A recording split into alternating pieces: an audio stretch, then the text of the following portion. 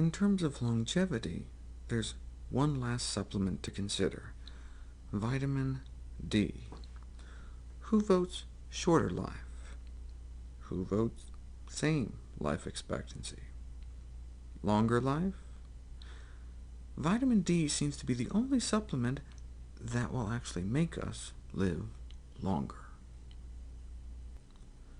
Before we start the next round, I want to note the two vitamins that we can't get enough of from a healthy diet, and vitamin D is one of them. Vitamin D is made mostly by animals, such as yourself when you're exposed to sunlight. The tiny amounts added to cow's milk or soy milk isn't enough for optimal health. There are only two ways to truly get enough: sun or supplements, and it depends where you live. Inside the DVD jacket is a small tip sheet that has all the details laid out.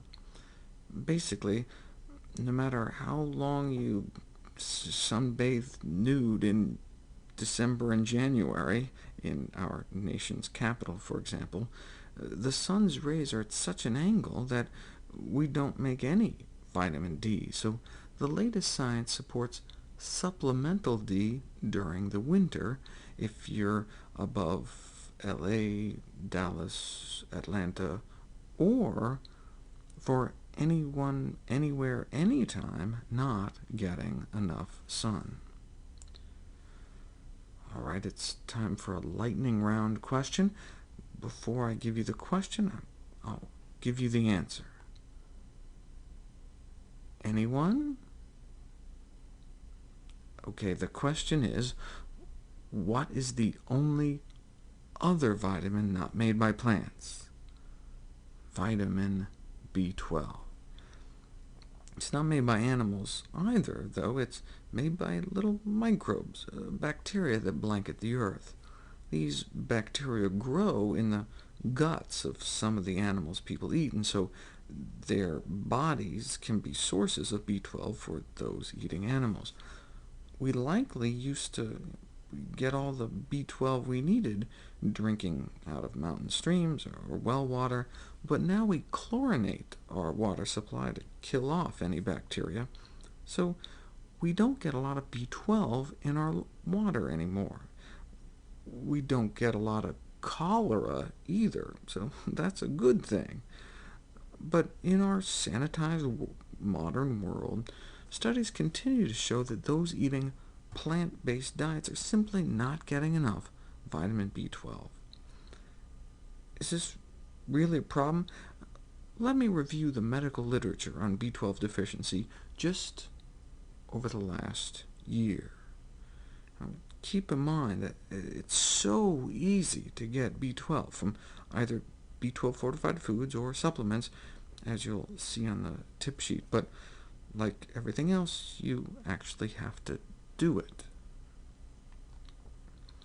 This young vegetarian woman's toes turned purple. You can develop a polymorphic maculopapular lesion. Her vitamin B12 deficiency caused her nails to turn black and her hair to turn white. She was given some B12, and you can see where her hair started to grow back normally. B12 also evidently makes you put on lipstick. But you can suffer cognitive decline or become suicidally depressed because of B12 deficiency, as this 23-year-old lifelong vegetarian did. This 38-year-old vegan was misdiagnosed as a paranoid schizophrenic and institutionalized because of the hallucinations and psychotic delusions triggered by his B12 deficiency. As bad as all these examples are, though, these folks were just hurting themselves. But not taking B12 during pregnancy is inexcusable. It can cause infantile seizures, for example. Vegan babies should be a lot of things, but floppy is not one of them. It is these negligent vegans that led this year to an official pronouncement from the European Society for Pediatric Nutrition. Infants and young children should not be fed a vegan diet, they wrote. Now, what they should have said is make sure vegan kids get their B12. I mean, Dr. Spock even told us to raise our kids with no meat, no dairy.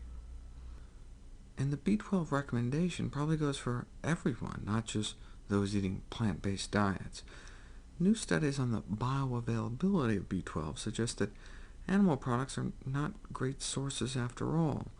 Less than 4% of the B12 in scrambled eggs, for example, is actually absorbed, according to these new studies.